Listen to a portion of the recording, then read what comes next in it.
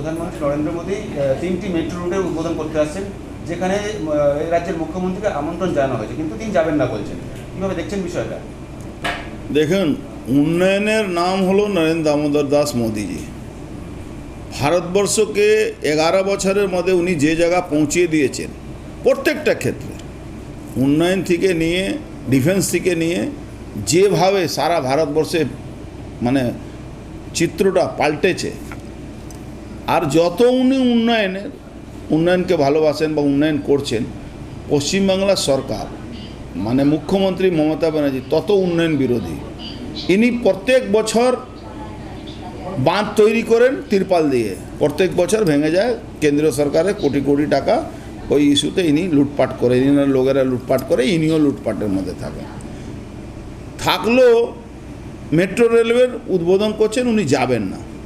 উনি উন্নয়নের জায়গা যাবেন কিন্তু এখনই কয়লা চুরি চোরদের যে হবে মিটিং হবে, সরকারি মিটিং দেখবেন, ওখানে সব কয়লা চোররা বসে আছে, উনি থাকবেন। উনি উনার সরকারি মিটিংয়ে কেন্দ্রীয় সরকারের বিরোধিতা করবেন, সরকারি মিটিংয়ে সরকারি পয়সাতে। একটা মুখ্যমন্ত্রী কি করে কেন্দ্রীয় সরকারের বিরুদ্ধে কথা বলে? উনি ওই মিটিংয়ে ওই সৈকত মোল্লাকে বলবেন বোম বাঁধে, আবার সে ওনার এমএলএ আছে, তাকে গ্রেপ্তার করবেন না। তো মমতা ব্যানার্জি উন্নয়ন বিরোধী, এটা বাংলার সমস্ত মানুষ জানে, সবাই জানে। তার একটা উদাহরণ আমি বলছি। ব্যারাকপুর অবধি অলরেডি 2200 কত কোটি টাকা পড়ে আছে। শুধু কেএমসি যে জলের লাইন গেছে, ওই লাইনটাকে একটা সাইডে নিয়ে যাওয়ার জন্য টাকা অলরেডি বরাদ্দ করেছে কেন্দ্রীয় সরকার, রেল দপ্তর, কি ওখানে সরিয়ে দিন, মাঝখান থেকে ব্রিজ করে ওটাকে বানিয়ে দেওয়া যাবে মেট্রো রেল। এটা বহু আগে স্যাংশন হয়েছিল, কিন্তু মমতা ব্যানার্জি সরকার ওটা করতে দেন। আমি চ্যালেঞ্জ করছি। আমি একদিন মিটিংয়ে, এই মিটিং হচ্ছিল যখন, আমি স্বগত রায় এমপি, তাকেও বলেছিলাম যে আপনাদের সরকার কেন এটা করতে দিচ্ছেন না। ওনার কাছে কোনো উত্তর ছিল না। আপনাকে আরও একটা উদাহরণ দিয়ে দিই। সন্তোষপুর থেকে আপনি ছোটো জাগুলিয়া আপনি যে হাই রোড, আপনি দেখুন তো এখন পর্যন্ত করতে পারছে? সব রোহিঙ্গা মুসলমানরা দখল করে বসে আছে। ওখানেও প্রায় কয়েকশো কোটি টাকা পড়ে আছে তাদের কম্পেনসেশন দেওয়ার জন্য, কিন্তু এই রাজ্য সরকার করতে দিচ্ছে। তো ইনি উন্নয়ন বিরোধী। ইনি কি করে টাকা আসবে? এই টাকাটা সরাসরি যদি মানুষের কাছে যায়, ওনার অসুবিধা আছে। ওনার ট্রেজারিতে টাকা দিতে হবে, উনি টাকা বাঁটবেন নিজের নাম করে, নামকরণ করে, তাতে উনি খুশি। সেখান থেকে ওনার ভাগ আসবে, ওনার পরিবারের লোকেরা ভাগ আসবে, তখন উনি ওইটা নিয়ে ইন্টারেস্টেড থাকেন। উন্নয়ন জন্য ইন্টারেস্টেড নেই।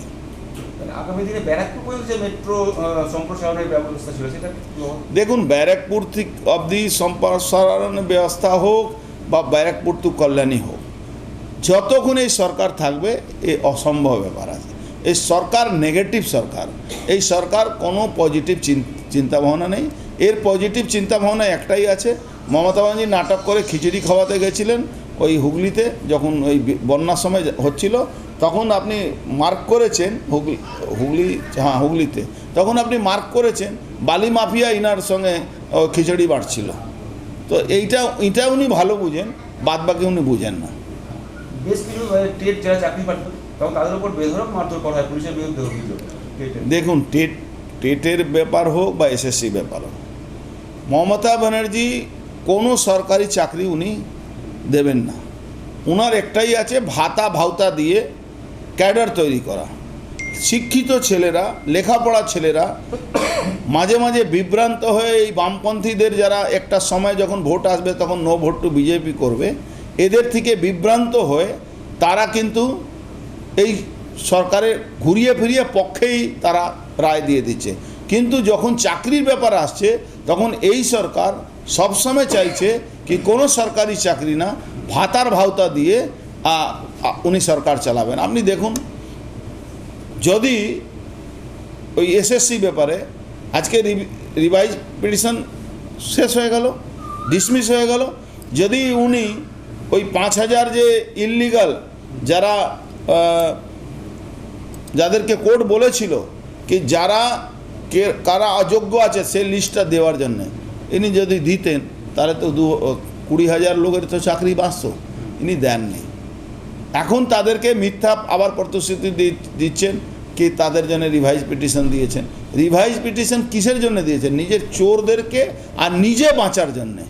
আজকে দেখুন না, একটা বিল পেশ হচ্ছে, ওই মুখ্যমন্ত্রী, প্রধানমন্ত্রী, মন্ত্রী সবাই একটা কেস যদি 30 দিন জেল থাকে তাদের পথ চলে যাবে, সেটা নিয়ে বিরোধিতা শুরু হয়ে গেছে।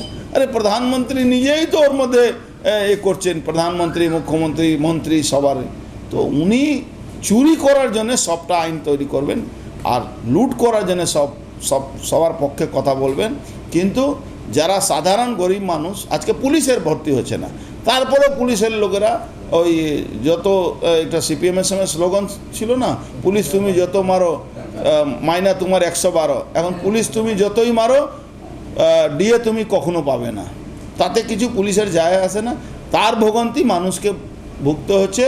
রাস্তায় স্কুলে গেলে, কলেজে গেলে গাড়িতে ধরে তাতে থেকে টাকা তোলা হয়। চাকরি প্রার্থীরা যতবারই রাস্তায় নামছেন তাদের নিজের দাবিতে ততবারই মার খেতে হচ্ছে পুলিশের হাতে। দেখুন, এটা এই সরকার পুলিশ আর গুন্ডা ছাড়া এই সরকারে কিছু নেই। এ ফাসিস্ট সরকার জোর করে দমন নীতির জন্যে আজকে পশ্চিমবাংলা টিকে আছে। শিক্ষক হোক, সাধারণ মানুষ হোক, কেউ কোনো প্রতিবাদ করলে, অভয়া মা হোক বা অভয়ার পরিবারের লোকেরাদেরকে প্রতিবাদ করতে গেলে মার খেতে হচ্ছে, জেল যেতে হচ্ছে।